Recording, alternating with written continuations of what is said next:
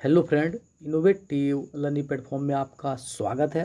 तो दोस्त, आज आप लोगों को जो भारत के महान शासक थे टीपू सुल्तान, जो मैसूर के शासक थे टीपू सुल्तान, उसके बारे में जो प्रमुख तथ्य हैं उन्हें बताते हैं।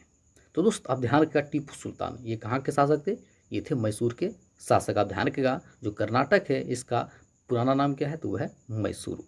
आप ध्यान रखिए, ये मैसूर के शासक थे। साथ ही दोस्त, आप ध्यान रखिएगा, कुछ कुछ इतिहासकार बताते हैं कि जब टीपू सुल्तान गलियों में चलते थे या अपने घरों से जब बाहर निकलते थे महलों से, तो अंग्रेज अपने घरों में छुप जाते थे और कहते थे कि बेटा फटाफट सो जाओ, अपने घर में चले जाओ, क्योंकि टीपू सुल्तान आने वाला है। जैसा कि आप सभी सुनते होंगे, बचपन में अक्सर माँ बोलती है कि बेटा सो जाओ, गब्बर आ जाएगा। उसी तरह अंग्रेज बोलते थे कि बेटे फटाफट अपने घर में चल जाओ, क्योंकि टीपू सुल्तान आने वाला है। काफ़ी रोचक कहानियाँ हैं।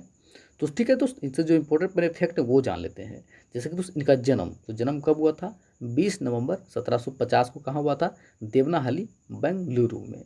इसका निधन कब हुआ था? 4 मई 1799 को। आप ध्यान रखिएगा, इनका निधन 4 मई 1799 को मैसूर का युद्ध में हुआ था।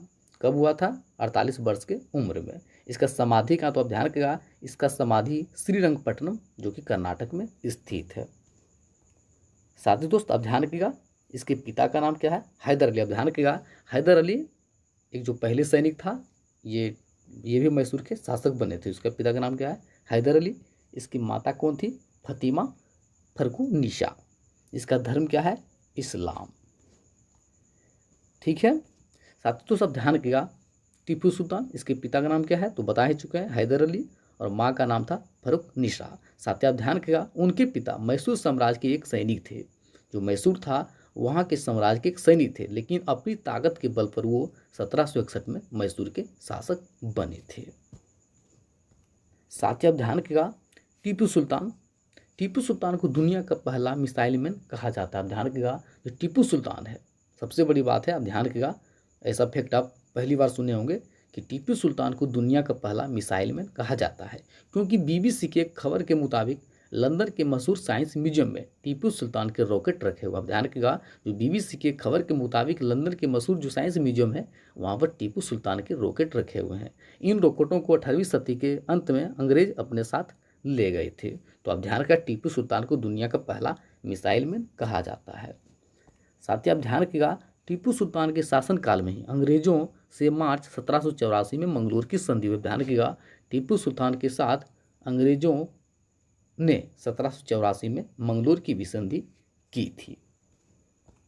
साथ ही आप ध्यान रखिएगा, टीपू ने 18 वर्ष की उम्र में अंग्रेजों के विरुद्ध अपना पहला युद्ध जीता। आप ध्यान रखिएगा, जो टीपू सुल्तान थे उन्होंने अपना पहला जो युद्ध जीता वो कब जीता था? 18 वर्ष के उम्र में। साथ ही आप ध्यान रखिएगा, इनका जो पालकाड किला है, पालकाड किला टीपू का किला के नाम से भी प्रसिद्ध है। और ये कहाँ स्थित है? आप ध्यान रखिएगा, पालकाड का किला पालकाड टाउन के मध्य भाग में स्थित है। इसका निर्माण कब हुआ था? 1766 में। साथ ही आप ध्यान रखिएगा, 4 मई 1799 को 48 वर्ष की आयु में कर्नाटक के श्रीरंगपट्टनम में टीपू सुल्तान की बहुत दृढ़ता से अंग्रेजों द्वारा हत्या कर दी। जैसे बता चुके हैं कि इनका जो मृत्यु हुआ था मैसूर के युद्ध में हुआ था। कब हुआ था? 1799 में। साथ ही आप ध्यान रखें, हत्या के बाद उनकी तलवार अंग्रेज अपने साथ ब्रिटेन ले गए।